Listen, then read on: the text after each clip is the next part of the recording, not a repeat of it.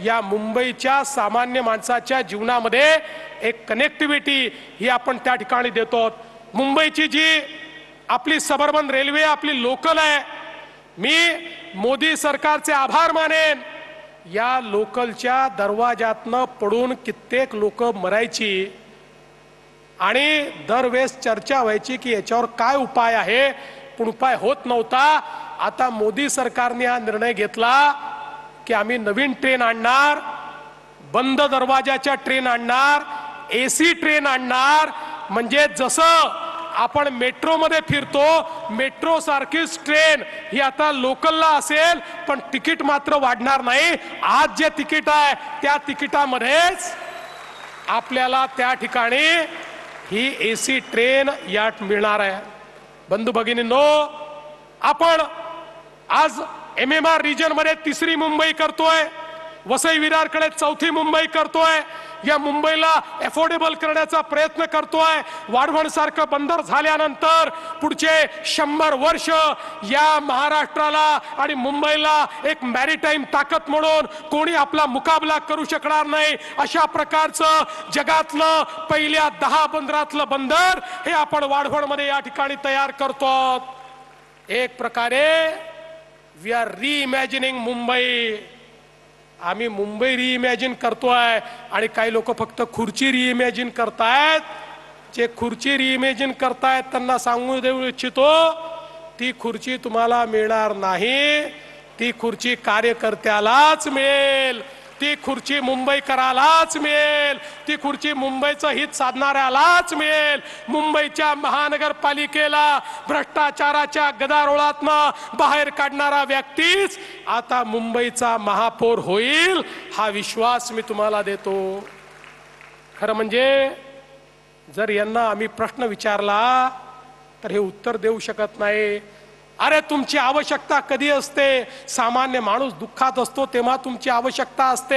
या कोविडच्या काळामध्ये ज्यावेळी सामान्य माणसं मरत होती, ज्यावेळी सामान्य माणसांना बेड मिळत नव्हती, जेव्हा त्यांना ऑक्सिजन मिळत नव्हतं, ज्या काळामध्ये हजारो कोटी रुपये आपल्या तिजोरीत ठेवलेली मुंबई महानगरपालिका, ज्या महानगरपालिकेचे 70,000 कोटी रुपयाच्या ठेवी होत्या, त्या महानगरपालिकेकडनं केवळ एवढीच अपेक्षा केली होती, तेव्हाच्या सत्ताधाऱ्या एवढीच अपेक्षा केली होती, तुमच्याकडे पैसा आहे, तुम्ही त्या ठिकाणी व्यवस्था उभ्या करा, सामान्य माणसाला ऑक्सिजन द्या, त्याला बेड उपलब्ध करून द्या।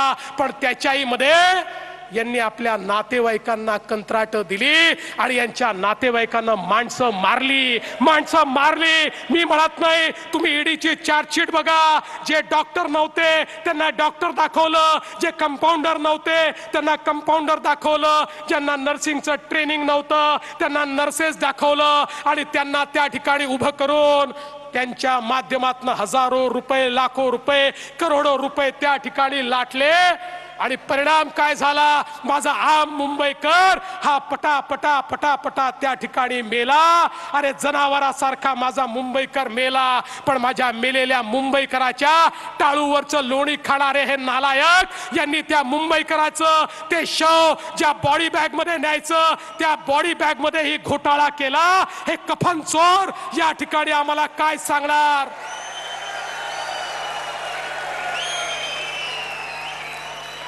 हे कफन चोर ज्याने कफन मध्ये चोरी केली, हे कफन चोर कोणच्या तोंडानं मुंबईकरांपुढे येत आहेत हा माझा सवाल आहे। आणि म्हणून काळजी करायचं कारण नाही आहे, मी तुम्हाला विनंती करण्याकरता आलो आहे।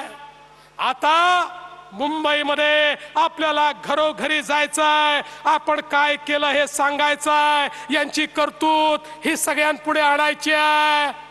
आणि एकदा यांची करतूत लोकांपुढे आली तर आपल्याला मतही मागण्याची आवश्यकता नाही, लोक यांना घरी बसवल्याशिवाय राहणार नाहीत। आणि म्हणून आज या विजय संकल्प मेळाव्याच्या माध्यमातून हा संकल्प करा की आम्हाला मुंबईमध्ये महायुतीचा महापौर बसवायचा आहे। याकरता नाही की मुंबई सोन्याचं अंड देणारी कोंबडी आहे, तर याकरता की या मुंबईने या देशाला आणि या महाराष्ट्राला इतके वर्ष या ठिकाणी उभं केलेलं आहे, याला मोठ्या प्रमाणात पैसा दिलेला आहे, रिसोर्सेस दिलेले आहेत, या मुंबईला परत करण्याची वेळ आलेली आहे आणि ते परत करण्याचं काम भाजपा महायुतीचं सरकार या महानगरपालिकेच्या माध्यमातून केल्याशिवाय राहणार नाही।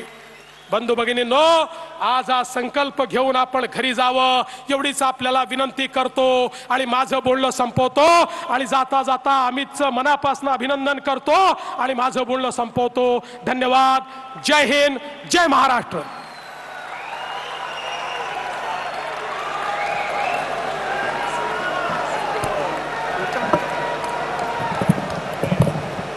माइक माइक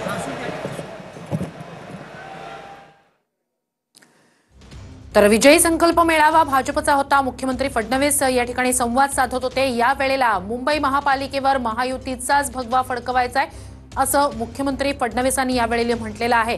तर तसं आवाहन त्यांनी केलेलं आहे। तसंच आपली कामं चांगली असतील तर आपल्याला प्रचार करण्याची ही गरज नाही।